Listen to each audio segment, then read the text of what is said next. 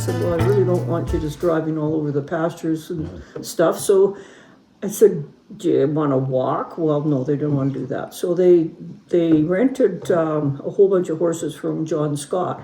Oh. So we had probably, I don't know, 15 horses tied in the corral, and all these people, some of them had never even been on a horse. Yes. I thought, oh my God, this is a wreck looking for a place to happen. So Greg Hawkwood, he came over, and the three of us got with these guys. I rode at the back with the Wrangler, and we took them all over our place, over into Greg's and back again, and then Greg's horse in the valley when we were coming back decided to buck him off.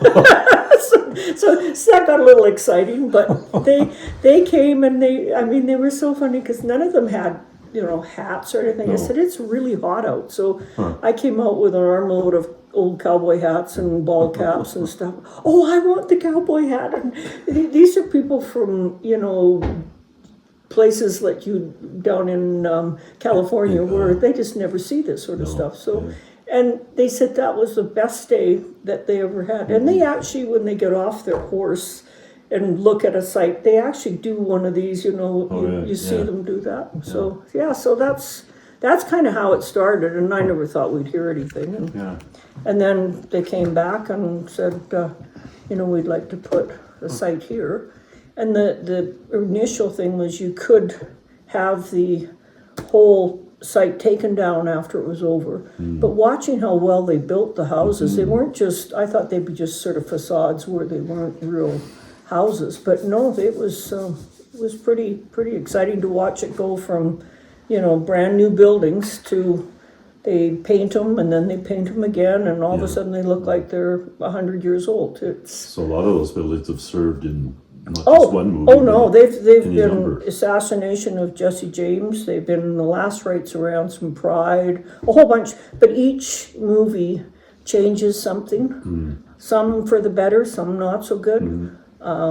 Tin Star, when they came, that was in, what day was that? That was in 2019, and that was season 2. And they did the biggest change to the whole set. They added a whole bunch. They added a church, a community hall. They added other outbuildings. They added a barn and a milking barn. So that made the set bigger, more kind of more usable, but then also took away from some of it. But they can poof it out. I mean, this was, when you look at the mountains and the hills past our place, they made it into Kansas City. Well, there weren't, it doesn't look like that. But in the movie, you go, holy shit, that really is Kansas City there. So it's kind of neat.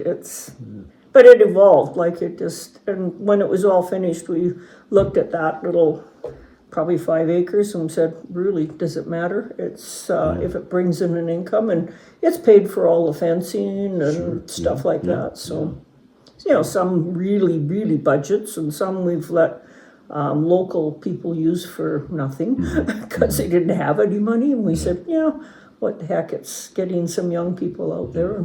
Have you had weddings that people I've had people, not because I don't have it set up where we could do weddings. You can't cater and all of the plumbing stuff, but we've had lots of people take their pictures for their engagement pictures and stuff like that. There's a bunch of those. So I mean, I remember that hall down there. You've got all the cooking equipment. Yeah, I mean the stuff that came. I don't know if any of it works. Well, we've never plugged it in. But that hall and the church is all plumbed and wired. Well, not plumbed, but wired for. All you have to do is plug in a generator. Really? And lights come on, and so it's quite usable.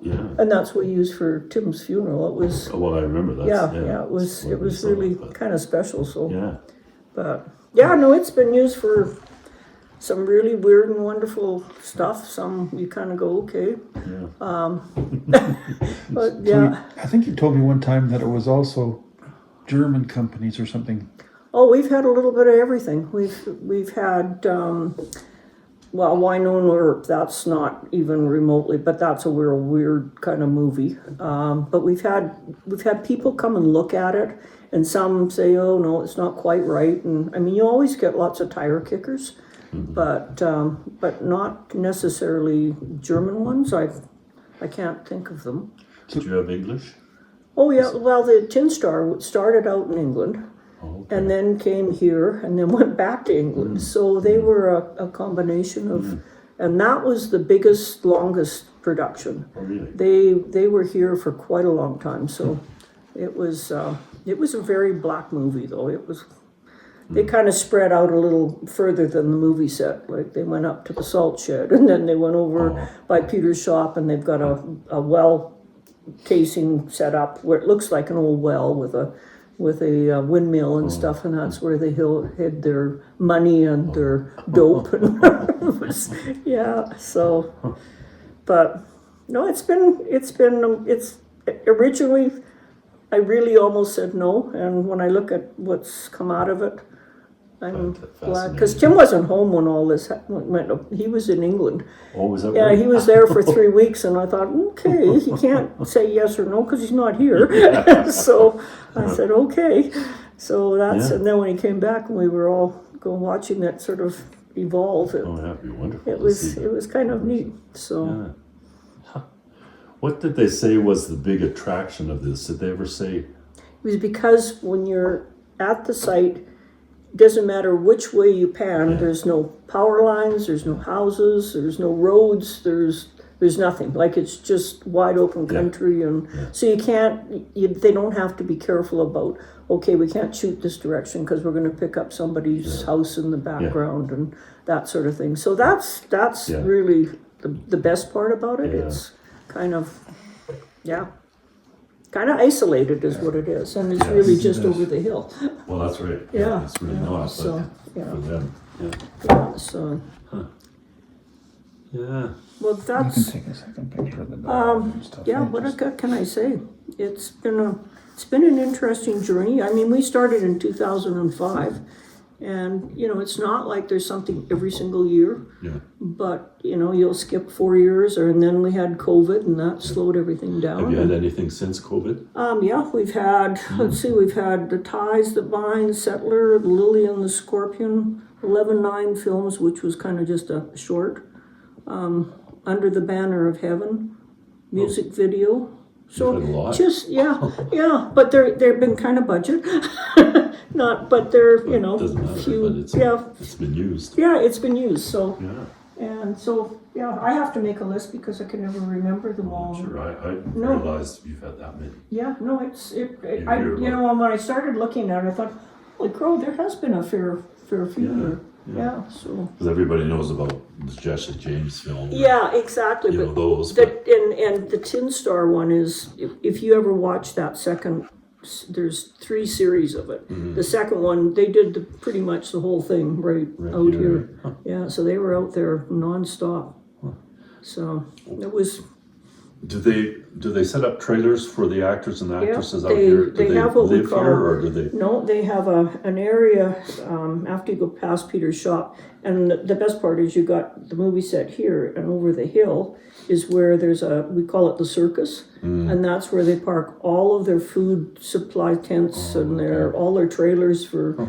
People don't stay out here; they stay in Cochrane or Calgary because you have to be 45 miles from the city, and we're just under that, so they want, or 45, it's 45 miles, so they want to make sure that it's an easy access to get in and out, and get people in, or 45 kilometers maybe.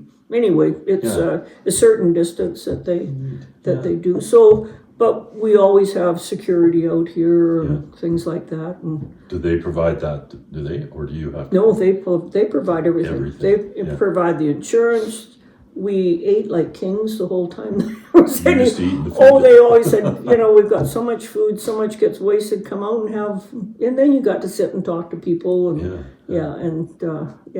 Tim loved going out for, they had depending on what they were doing for the day, you might get a really good breakfast, or it might be a super big lunch, or they might have supper at 4:00 in the afternoon because they were going to go all night. And so but there was always lots of food around, and the grandkids got to go out and enjoy that. Exciting for them, Yeah. isn't it? Yeah. Well, and they got to play with, like, Casey Affleck brought his little boy and his family with him the one time. And the poor little guy, I mean, he was just little and he had nobody to play with. Yeah. So I took a bunch of toys out and Lexi went out and they played. And they came out really dirty because she's teaching them how to crawl underneath this and that and whatever. And yeah.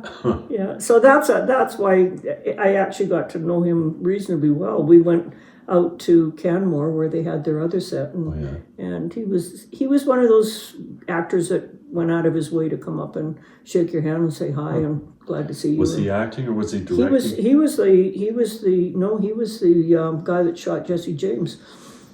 So he was the and he's got that sort of low gravelly voice. So when he actually did phone, I thought, damn, really is him. So, but it's been a good. And one day I'll probably have to turn it over to one of my kids here and let them look after it. And hope it's not just a pile of, loose lumber that starts to fall apart. Because you got to upkeep a little bit, but they do a lot too. But there's, boards blow off. But I'm amazed at how well it has stood up, considering, I mean, we've had it's ripped some of my shelters and had them go across the field. So I went out and thought, okay, what's still standing out here, and it's like it's made of concrete. I don't know, or it's just supposed to stay there. Do you run any animals on the property to keep the grass down? We used to. The first probably 5 years we fenced all around the set, and then we'd have to take the fence down because they didn't want the fence in the movie. So it got to be a real pain in the butt. So we ended up just saying, you know what, I don't think the cows are going to do a whole lot. So we took down chunks of fence because some of the little houses had fences around them. Right, yeah. And some of them are gone now because the other guys changed it. But the cows really haven't done a whole lot of damage at all. I mean, they poop everywhere, of course, but that's but they eat the grass, so you're not dealing with a fire hazard around the buildings. And in the long run, it's easier to keep and do that than it is to fence it off. And then they get in anyway. Like, I don't know how they do, but and then they're in there like, we can't get out. We don't remember how we got in here. So So anyway, we've just left it open, and we run cows all through there. So, and then there has been some times where we've had to move the cows out of that field into the far quarter and say while they were filming because they really didn't need their help. But do you do any advertising online for the? No, actually, there's a website that our thing is on, and we haven't advertised at all. Do you have a name for it? It's just Mason Farms. Oh, okay. so they just very original. Yeah, really original, and and they anybody that's used it knows the websites, and they go and scroll through places in Alberta that are. All right. Yeah. And Ian actually was talking to somebody before Christmas there, and said you should go out and have a look at. So who knows? Like I say, they could show up. Next month and say, hey, we want to use the movie set. Is it open on such and such a day? And that's kind of how it goes. But now that I've babbled my face off.